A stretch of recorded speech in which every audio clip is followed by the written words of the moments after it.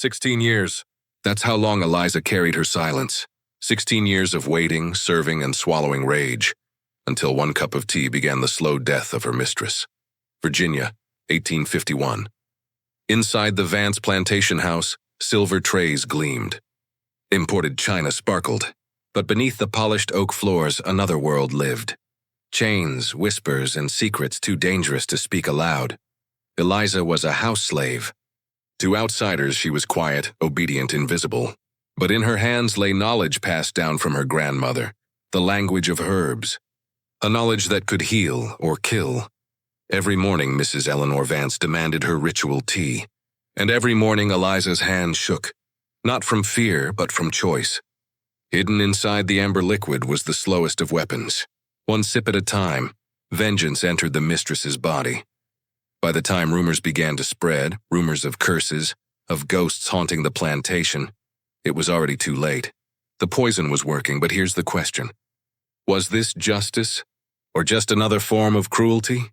Subscribe now and comment your state below, because this is a story buried by polite history, a story of rebellion brewed in silence. And by the end, I'll ask you, would you have done the same?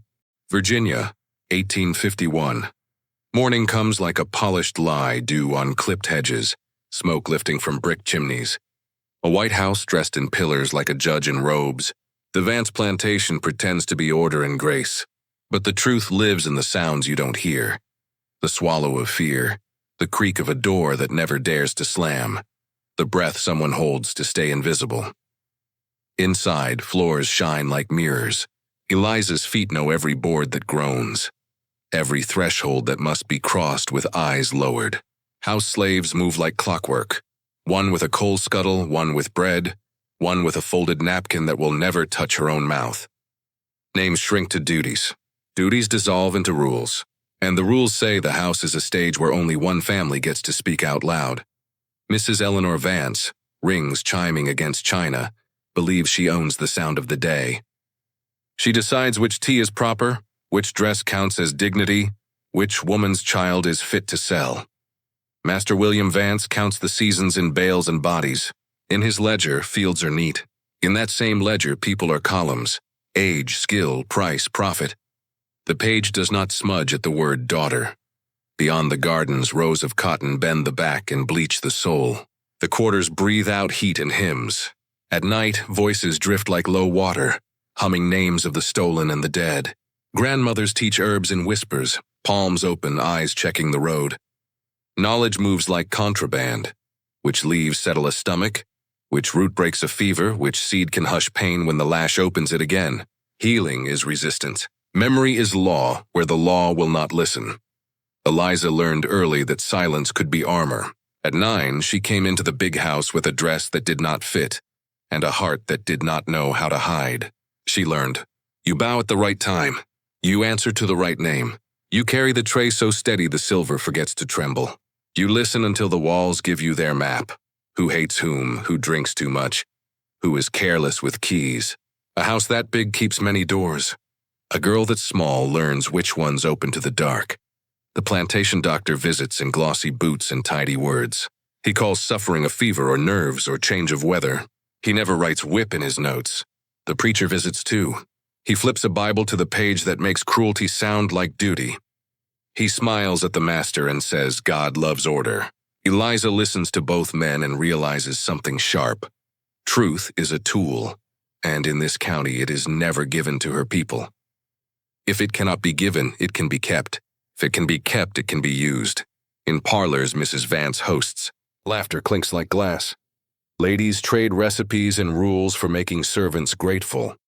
In kitchens, the heat is different. Bread rises while anger simmers. Hands move fast. Eyes move faster. One woman hums a river song from a mother she cannot name. Another shapes dough and memory at the same time. To survive, they make the day small. One cup, one step, one breath. To endure, they make the night large. Stories, herbs, plans stitched quiet as hems. Every morning begins at the same altar. The tea table. Imported leaves. Honey in a cut glass jar. A cup whose rim has tasted wider oceans than the women who lift it. Rituals make people feel safe. Rituals blind them. Mrs. Vance does not see the hands that feed her life. She sees only the reflection of her own. Eliza sees everything. The tiny crack in the saucer. The way the mistress taps twice when she's displeased. The way power sits easiest on those who have never had to hold it with care. Outside, a bell marks the hours. Inside, clocks tick like a heartbeat that belongs to someone else. The house hears everything. Doors whisper shut. Letters rustle with plans for weddings, auctions, trips to Richmond.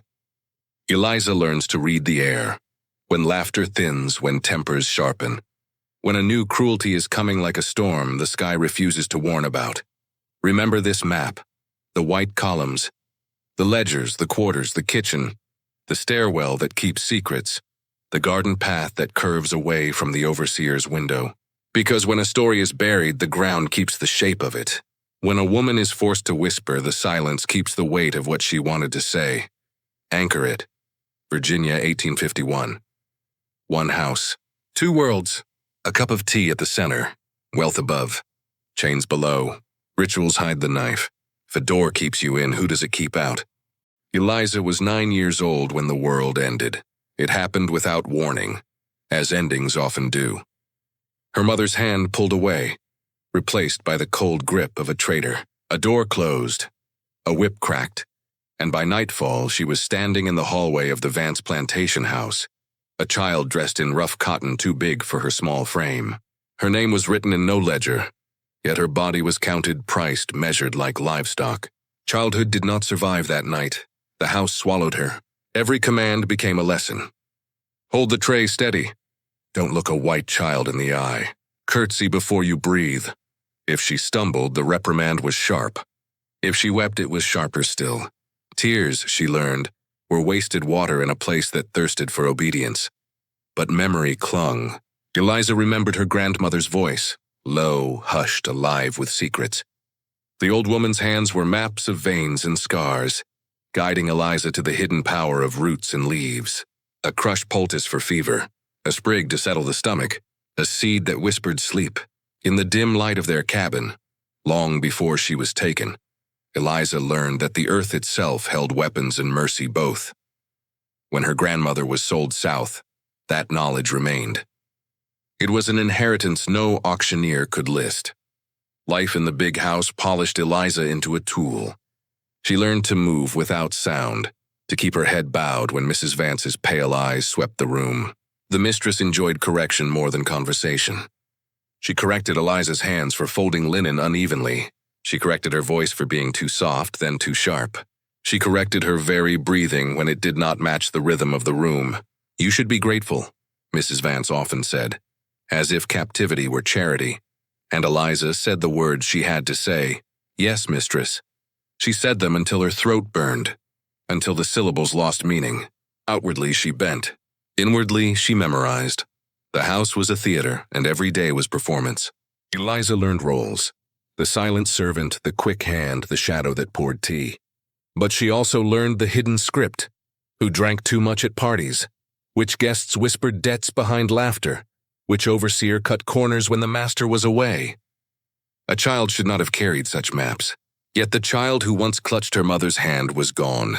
In her place stood a girl who carried silence like a blade in its sheath. At night, lying on the hard floor outside her mistress's chamber, Eliza let her mind drift back to fragments of freedom. She remembered her mother's lullabies, hymns bent into sorrow and hope. She remembered her grandmother's warning. A plant heals in small measure, but kills in the wrong hands. The same leaf can bless or bury. Eliza repeated those words silently, a spell against despair. Years turned. 9 became 15, then 27. The girl became a woman, but the house kept her small.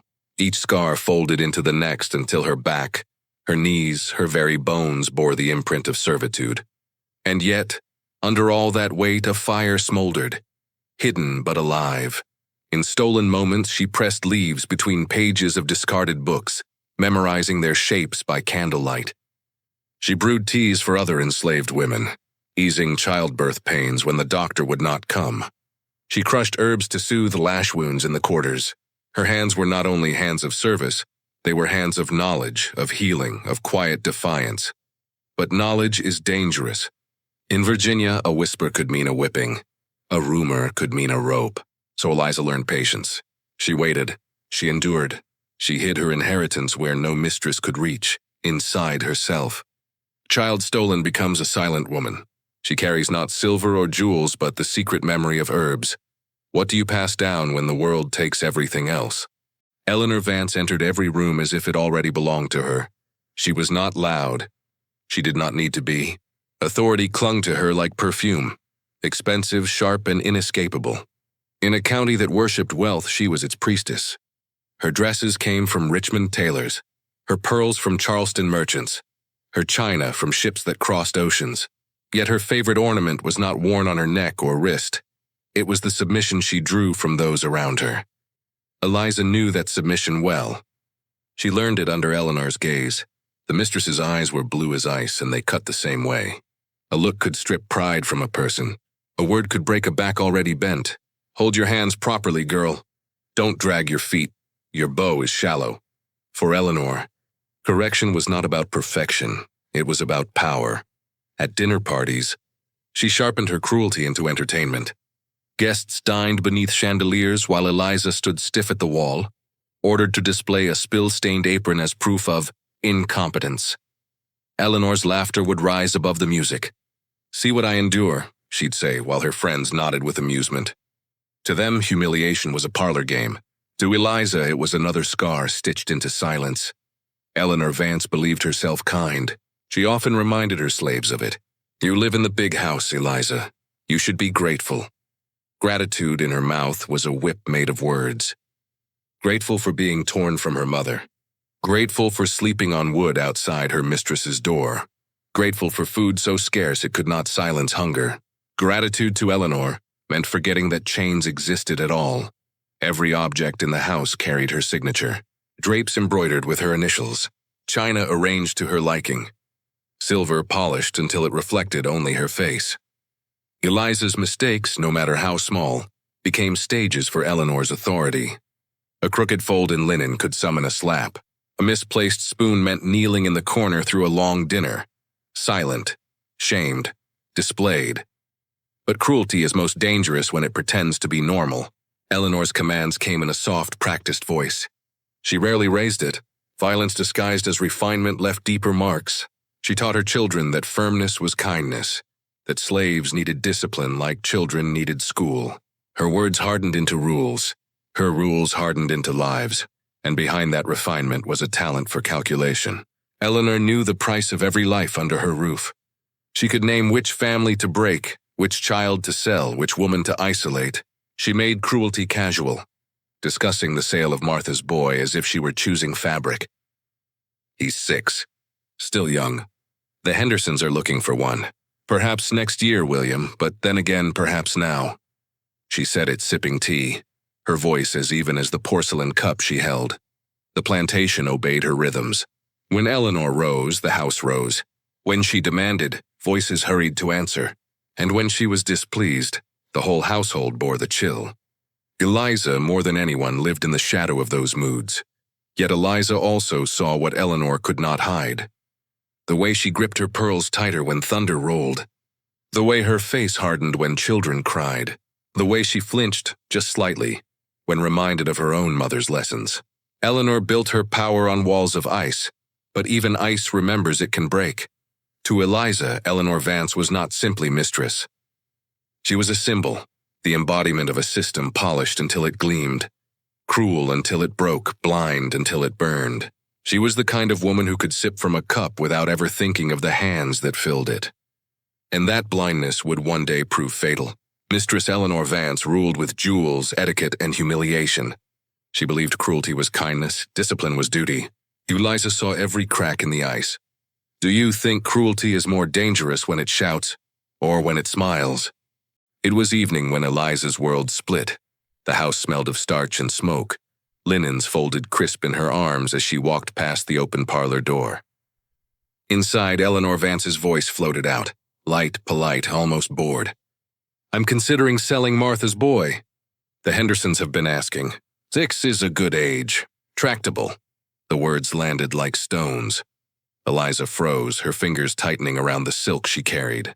Martha was her closest friend, bound by shared nights whispering in the quarters, by laughter stolen in the kitchen, by grief carried together like water buckets. Martha's son Samuel was everything to her, a bright-eyed boy who clung to his mother's skirts, whose laugh made the quarters feel alive even in hunger. To Eleanor, he was nothing but a boy, a price, a good age. Master Vance's reply came muffled, uninterested. Do as you wish, though you might fetch more if you wait. Then a rustle of papers as though the discussion concerned weather or crops. Eliza stood still, the fabric trembling in her arms. In that instant, something inside her shifted. She had borne humiliation. She had endured slaps, insults, nights without rest. But this was different. This was tearing flesh from flesh, shattering the only thread of joy a woman had. And it was done with the ease of ordering new curtains. Later, she found Martha behind the smokehouse, crouched low, clutching Samuel so tightly he whimpered. Martha's eyes were wide, swollen, rimmed in red. "They're taking him," she whispered, voice cracked like dry earth. "They're taking my baby." Eliza's own heart broke in silence. She held Martha, but no words could dam the grief. That night, she lay awake on the hard floor outside Eleanor's chamber door, listening to the mistress's easy breathing, the steady rhythm of a woman who had just decided another child's fate without losing sleep. Eliza pressed her fists against her mouth to keep from screaming. Her grandmother's voice came back in the dark. "A leaf can heal, or it can bury." For years, Eliza had used herbs to ease pain. Now another purpose unfolded. A purpose sharp, deliberate, patient. The next morning, when Eleanor tapped her teacup impatiently, Eliza bowed as always. "Yes, mistress." Her voice was smooth, practiced. But beneath the words a vow formed. She would not stop the sale. She could not undo the cruelty. But she could make Eleanor drink the weight of every decision, swallow the cost of every tear, sip by sip. And so, beneath the surface of polished trays and folded linens, rebellion took root. It was not the kind carried by torches or blades, not the kind sung in freedom songs. It was rebellion brewed in silence. In her tiny attic room, Eliza lifted a floorboard and hid her secret pouch. Roots, leaves, seeds, her grandmother's inheritance. Each one a promise, each one a weapon that looked like nothing at all. Martha's boy would still be taken. Martha's cries would still echo. But Eleanor Vance would not escape untouched. The house that demanded gratitude would soon drink from a different cup, the slow, bitter taste of vengeance. Martha's child Samuel marked for sale. Eleanor's cruelty spoken like weather. Eliza's silence hardened into decision. The cup would become her weapon. If you heard a friend's child was about to be sold, what would you have done? The woods on the eastern edge of the Vance plantation were forbidden. At least that's what the overseer said. Too many places to hide. Too easy for property to disappear into the trees. But Eliza had walked there since childhood, sent to fetch water or kindling, her feet memorizing paths the master never cared to notice. The woods had their own language. The crack of a branch, the murmur of a stream, the glow of moonlight on leaves. To Eliza, it was the only place where silence felt like freedom, not punishment. Now it became her sanctuary, her arsenal. On nights when the moon rode high, she slipped from the house with a small cloth pouch sewn into her skirts. She moved carefully, listening for dogs, scanning for lanterns. Each sound behind her could mean death, yet each step deeper into the trees brought a different kind of power, the kind that no whip could take away. She bent low, fingers brushing over familiar shapes. Leaves broad and waxy, roots twisted and sharp, seeds that rattled softly in their pods. Her grandmother's voice guided her. This root cools fever. This one brings sleep. And this one, Eliza, if crushed and steeped, will weaken a strong man until he bends like a reed in the river. What had once been medicine now took on another face. Not healing, but undoing. Not mercy, but justice, she chose carefully. A sprig of foxglove, deadly in the wrong hands. A handful of Jimson weed seeds, bitter and unforgiving. Wild hemlock along the fence line. She hid them in her pouch, praying no one would question why her fingers smelled of earth and sap. By dawn, she was back in her attic room. The floorboard lifted, the pouch hidden beneath. Above her, the ceiling pressed low. Around her, the house stirred awake. But beneath her feet, the herbs waited. silent as soldiers, patient as time. In the kitchen, Eliza practiced disguise. She learned to crush leaves so fine they melted into water. She stirred honey until bitterness disappeared.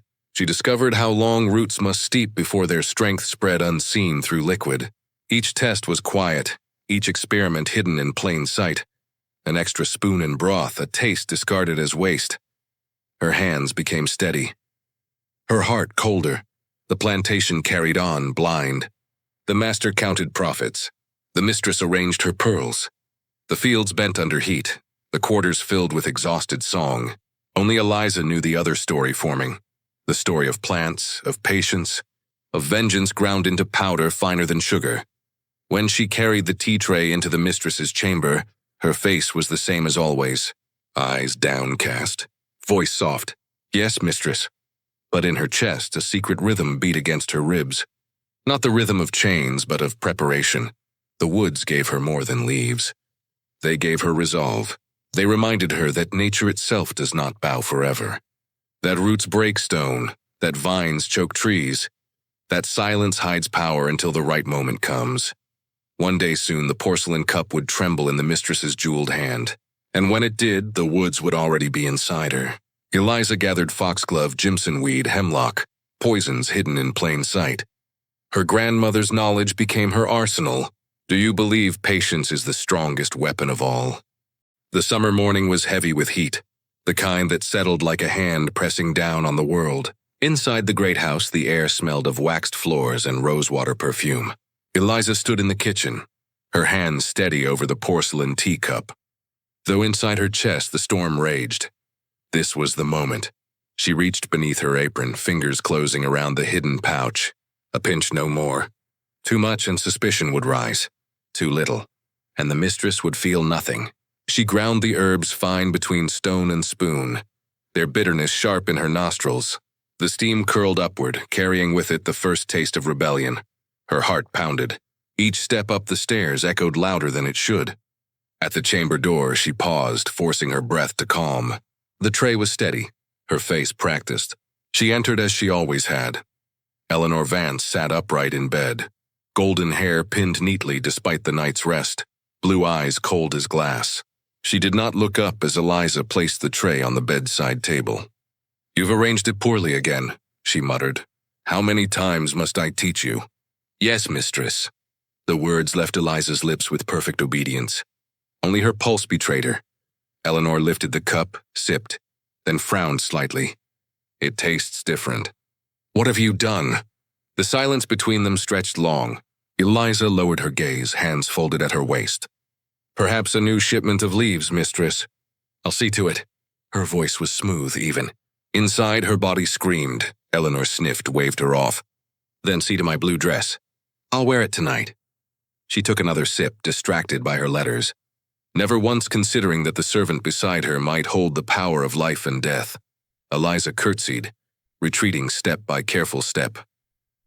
The door closed. Her breath rushed out in a shudder. It was done. Downstairs, she scrubbed silver until her fingers ached, but her mind was elsewhere. The cup had been lifted. The liquid had been swallowed. Inside that porcelain vessel, she had placed more than herbs.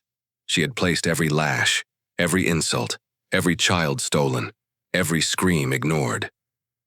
Her vengeance had crossed a threshold, yet the mistress lived. Hours passed and the house hummed as always. Eleanor gave orders. She laughed with a caller. She tapped her jewels against the rim of her glass. Eliza moved through it all, waiting, listening. The poison was not meant for spectacle. It was meant for patience. The slow unraveling of strength, the long fade into shadow. That night, as Eleanor reclined with a hand pressed to her temple, complaining of a slight headache, Eliza hid her satisfaction behind downcast eyes. She brushed her mistress's hair, each stroke of the comb steady, deliberate, as if nothing at all had changed. But something had. The house still gleamed, the overseer still barked, the master still counted bales in his ledger, yet beneath it all a new story had begun. A war fought not with guns or fire, but with silence and leaves. A rebellion steeped in porcelain, swallowed without notice. Eliza slept little that night, lying on her mat outside Eleanor's door. She listened to the restless turn of her mistress in bed, to the faint cough that interrupted the quiet. And in the darkness, for the first time in years, Eliza smiled. The first sip was taken, the mistress unaware. The war had begun in silence, one cup at a time. Would you have had the courage to serve that first cup? The day Samuel was taken, the air itself seemed to break. Eliza was polishing silver in the dining room when she heard it. A scream that ripped through plaster, glass, and bone. Martha's voice, raw and unrecognizable, pleading against the son. Eliza dropped the fork in her hand and ran to the window.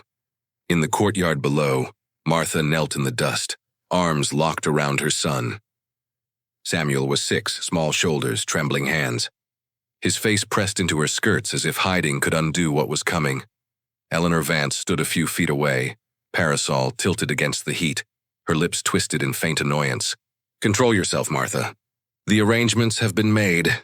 The Hendersons will give him a good home. A good home." The word struck harder than a whip. Martha clutched her boy tighter, her body shaking. "Please, mistress, please. He's all I have. Take my days, take my strength, but not my son."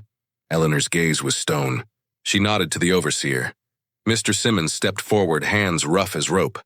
He tore Samuel from his mother's arms. The boy's cry split the courtyard. "Mama, Mama!" His hands clawed the air, reaching for her as if reach itself could stop a carriage wheel. Eliza pressed her hand against the glass until her palm burned. Her chest felt as if it might cave. Below, Martha fell forward into the dirt, sobbing, clawing at the ground where her son had been. Eleanor turned away, bored. For a moment, her eyes lifted toward the window. They met Eliza's across the distance. No flicker of shame, no recognition, only irritation that a servant dared to pause in her work. Then she walked calmly back toward the house. That night, Eliza found Martha crouched behind the kitchen, body curled around grief like it was a second child. Her eyes were swollen shut, her voice hoarse. "They didn't let me say goodbye. Didn't let me give him the charm I made. He's out there alone." Eliza sat beside her, held her hand. No words came. Words could not mend a torn soul. In the weeks that followed, Martha faded. She did her tasks, but her hands shook. She sang no more. Her body thinned, her laughter vanished. She walked as if hollow, until one October morning, Eliza found her lifeless behind the smokehouse. The doctor wrote weakness of the heart, but Eliza knew the truth. It was not weakness. It was grief. Grief weaponized by cruelty. Eliza helped wash Martha's body. She smoothed her friend's hair, closed her eyes with trembling fingers, whispered a promise. It won't be for nothing. That night the herbs did not tremble in Eliza's hand. She measured more, stronger. Her heart was cold as the autumn wind outside the windows. Eleanor sipped her tea and frowned at the bitterness but said nothing. She never thought to ask why the servant's hands no longer shook. For Eliza, there was no turning back. Martha's cries lived in her ears. Samuel's "mama" still tore through her chest at night. The poison was no longer just vengeance.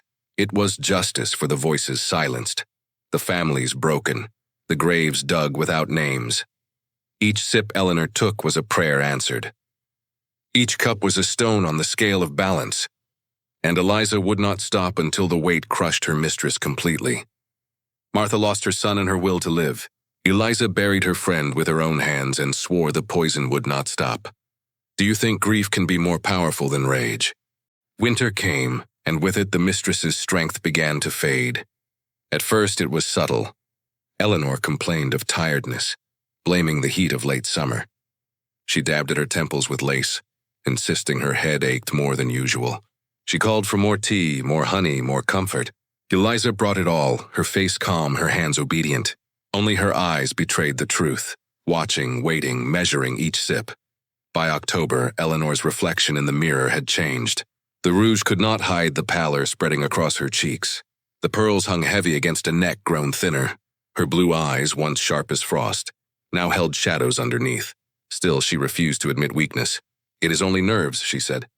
"I must not neglect the Wilkinsons' ball." Her pride fought harder than her body could. Doctors came, Dr. Harrison with his clean gloves and tired excuses. He tapped her chest, pressed her pulse, shook his head. Fatigue. Perhaps melancholy, nothing fatal. He prescribed a tonic that tasted foul and did little more than stain the tongue. Eleanor sipped it between cups of tea. her trust resting not in medicine but in ritual. The symptoms deepened. Some days she trembled so badly Eliza had to fasten her jewelry. Other days she sat hunched at her dressing table, gasping softly as though the air had thinned. When she steadied herself, her temper sharpened. "You're wool-gathering again, girl," she snapped as Eliza brushed her hair. "Pearls, not diamonds. Must I tell you everything twice?" But there were moments, brief, flickering, when fear slipped through. Her hand would freeze mid-motion. Her gaze would linger on her own reflection, searching for an answer she dared not speak. Outside the walls, the quarters whispered. Word spread that the mistress was wasting away. Some said she was cursed, that the spirits of children sold were clawing her from inside. "Martha walks at night," Jane whispered to Eliza as they carried linens. Edith swears she saw her under the oak calling for Samuel. Eliza lowered her eyes, masking the truth. Let them believe in spirits. Let them believe justice had taken form. The truth was simpler, sharper. Justice was being poured sip by sip in porcelain cups. By December, Eleanor rarely left her bedchamber. The parlor went unused, the grand dining hall dim. Neighbors began to murmur. "What illness takes so long?" they asked. The plantation doctor muttered about nervous exhaustion, about the strain of managing a great estate. Few believed him. In drawing rooms across the county, Eleanor's decline became a subject of speculation. For Eliza, every rumor was a quiet triumph. Each time she lifted the teacup to Eleanor's lips, she whispered a silent prayer, not for forgiveness, but for patience. Too much could arouse suspicion. Too little could waste months. She measured carefully, adjusted with precision, mastering the slow art of unmaking. The mistress's power began to unravel. Where once her voice could silence a room, now it wavered, thin and hoarse. Where once her hand commanded with ease, now it shook against the spoon. Servants noticed. Guests noticed. Even William Vance, impatient with his wife's decline, spent longer in Richmond, preferring business to the shadowed halls of his own house. The grand house still stood tall, its white columns unbowed. But inside, the woman who ruled it was crumbling, brick by brick, bone by bone. And in her place, Eliza's silence grew stronger, more dangerous. Eleanor weakens with each cup. Doctors are baffled. The quarters whisper of curses. Only Eliza knows the real reason. Do you think the dead haunt us, or is it the living who carry their ghosts? By spring, Eleanor Vance no longer hid her fear. The woman who once strutted through parlors now sat propped up by pillows, her jewels heavy against sunken skin. She still ordered tea, but her eyes lingered on Eliza longer than before, searching, weighing. When her headaches sharpened, her voice snapped. "It always tastes different when you make it." The words cut sharper than the teacup's rim. One afternoon, she gave a command that made Eliza's blood run cold. "Drink from it first." Eliza's face did not change. She lifted the cup with steady hands, letting the bitter liquid touch her tongue. The dose was small that day, measured carefully for this very possibility. She swallowed, bowed, and set the cup back without flinch. Eleanor watched her intently. When nothing happened, she drank deeply herself, though her eyes never left Eliza's face. Later, in the stillness of night, Eleanor's voice broke the silence. "You were watching yesterday," she whispered as Eliza brushed her hair. "From the window. When Martha screamed." Eliza's hand froze for only a heartbeat. "Yes, mistress." Eleanor's fingers gripped her wrist stronger than her frail body should allow. "Let that be a lesson. No one here is irreplaceable." The words were threat, confession, and fear tangled together. Eliza lowered her gaze. "I understand, mistress." But inside, her resolve hardened. Eleanor suspected. She could taste it in the air. Yet she had no proof, only fear. And fear was already half a victory. Weeks later, the confrontation deepened. Eleanor's voice, thin but steady, called Eliza close. The chamber was heavy with the odor of medicines, sweat, and something darker. The scent of dying. "I've had time to think," Eleanor said. "About my life. About justice." Her eyes, once icy, now shimmered with something closer to desperation. "I know what you've done." The room tilted.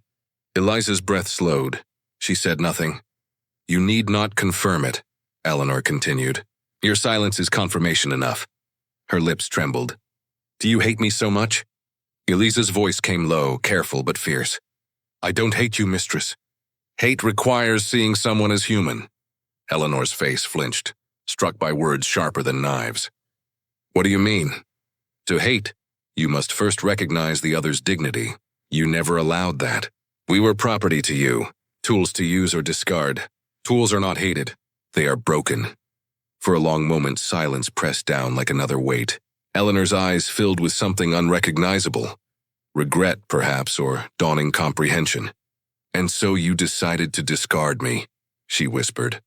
I decided to claim justice where none would be given.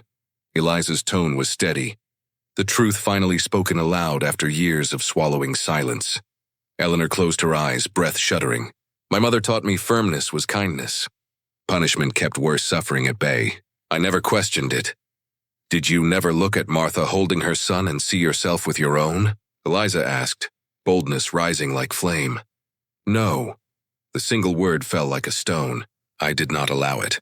It would have made this life impossible to bear. The confession hung heavy. Mistress and slave, bound by a truth neither could undo. Eleanor's hand trembled as she reached for her cup. Bring me my evening tea, she said softly. As you always have. We both know how this ends, Eliza bowed. But this time the gesture carried no submission. Only finality. Eleanor suspected demanded Eliza drink first and finally confronted her. Their dialogue stripped away roles until truth stood naked. Do you think confession can cleanse guilt, or only expose it? The night was heavy, the house unnaturally still. Outside, cicadas sang their endless chorus, but within the mistress's chamber, silence held court. Eleanor Vance lay against a fortress of pillows, her shawl clutched tight despite the heat. Her body was failing, yet her voice, though thin, carried command. Close the door, Eliza. Eliza obeyed. The latch clicked, sealing them in together, mistress and servant, predator and prey, or perhaps on this night something stranger. Two women staring into each other's truths. Bring me my tea, Eleanor said. Her gaze did not waver. As you always have. Eliza paused. Was it a trap? Or a surrender? She studied her mistress's face, gaunt, hollow-eyed, but calm. Acceptance lingered there, sharper than fear. Eliza turned without a word and descended to the kitchen. The ritual was familiar now, as natural as breathing. Water heated, leaves steeped. Herbs ground to dust, dissolved into amber. She measured the dose with precision. Not too little, not too much. Enough to end it. Enough to honor Martha. Enough to close the circle. When she returned, Eleanor's eyes followed the tray. The porcelain gleamed faintly in the lamplight. Eliza set it down on the bedside table. Pour it, Eleanor whispered. Eliza obeyed. Steam curled upward, carrying with it the bittersweet scent of honey masking death. Drink first, Eleanor said again. Without hesitation, Eliza lifted the cup and let the tea brush her lips. The dose was strong, but one swallow would not undo her. She set it back with a steady hand. Eleanor nodded, satisfied. Slowly she raised the cup herself. Her fingers shook, but her eyes never left Eliza's. This will be the last time, won't it? Yes, mistress, Eliza answered. Her voice was even, but inside her chest her heart thundered like a drum. Will it be painful? Eleanor asked, her voice a tremor. Eliza did not lie. There will be pain, but it will end. A silence followed. Then Eleanor lifted the cup and drank. Long, deliberate swallows until porcelain clicked softly against saucer. She leaned back, her breath shallow. Stay with me, she whispered. I don't want to be alone. The request stunned Eliza. Years of commands had never carried this vulnerability. She nodded once, pulled a chair close, and sat. The mistress closed her eyes, her hand trembling out toward Eliza's. For the first time, Eliza did not hesitate. She took it, minutes bled into hours. Eleanor's breathing grew ragged, punctuated by sudden spasms. Her body arched against invisible knives. Her face twisted, contorted. Eliza held her hand through it all, her eyes steady, her jaw clenched. She would not look away. Between waves of pain, Eleanor spoke in fragments. I dreamed of Martha last night. She stood at the foot of my bed, watching me, not accusing, just watching. Her gaze flickered. Do you believe in ghosts, Eliza? I believe the dead stay with us, Eliza answered softly. Yes, Eleanor whispered. Too late. But I see you now. I see you. Her eyes glistened with something close to regret. Forgive me. Eliza's voice was cold but true. I see you too. and as dawn painted the sky in pale light, Eleanor Vance's grip slackened. Her breath stilled. Mistress of the plantation, jewel of the county, slipped into silence with her servant at her side. Eliza closed the woman's eyes, arranged her hands, and whispered an old prayer, not for Eleanor's soul, but for her own. Eleanor drank knowingly, and in her final moments, recognition passed between mistress and servant. Do you think enemies can ever truly see each other in the end? The house mourned in ceremony, not sorrow. Carriages lined the drive. Women dabbed at eyes with lace handkerchiefs. Men whispered of a mysterious wasting illness. Dr. Harrison muttered about nerves and constitution, his reputation too precious to admit confusion. Eliza moved through it all like a shadow, fetching cloaks, arranging flowers, lowering her gaze. Her hands never trembled. Her eyes never wept. She played the role of the devoted maid one final time. But beneath her skirts, wrapped in cloth, lay the pearl earrings Eleanor had told her to take. Payment. A key. Future.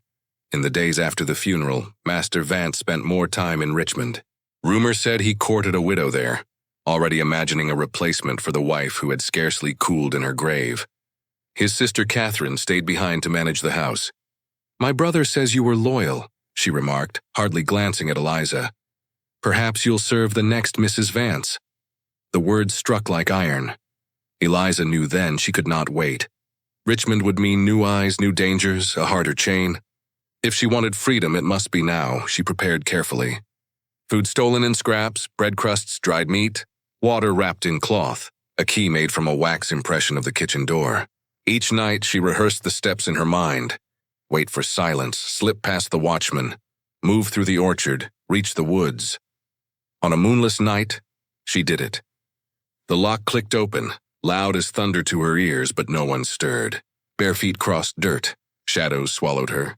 The plantation shrank behind her, its white columns fading to ghosts. For the first time since she was 9 years old, Eliza walked without permission. She headed north, but before freedom, there was a promise. Martha's voice still echoed, "Find my boy." Eliza's path bent toward the Henderson plantation near Richmond. For 2 nights she watched from the cover of trees, learning the rhythms of work and rest. On the 3rd evening she saw him, a boy carrying water, his small shoulders hunched but his step still light. Samuel. Martha's face in miniature, her heart twisted. She waited until dark, then approached the cabins. An older woman opened the door a crack. Suspicion burned in her eyes until Eliza whispered Martha's name. The woman's face softened. She stepped aside. Inside, Samuel sat on a pallet, clutching a small pouch at his chest. "Mama gave me this," he said shyly. Eliza knelt before him, tears finally rising. "She loved you more than the son. She wanted you to know that." She told him stories.